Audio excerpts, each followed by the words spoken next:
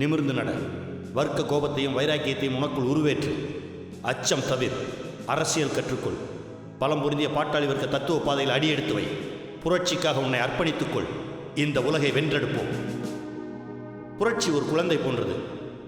தகுந்த புறச்சூழ்நிலையில் தனக்கான வளர்ச்சியை அடைந்தவுடனே அது தாய்க்காகவோ தந்தைக்காகவோ மருத்துவருக்காகவோ சுற்றத்தாருக்காகவோ காத்திருக்காது.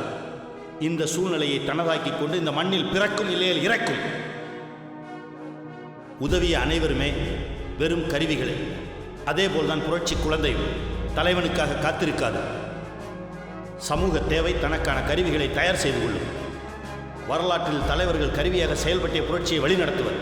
ஒருவர் இல்லையில் இன்னொருவர். இது உனக்கான தருணம். உன் அர்ப்பணிப்பை செய். தவறினால் காலம் மற்றவரை உருவாக்கும்.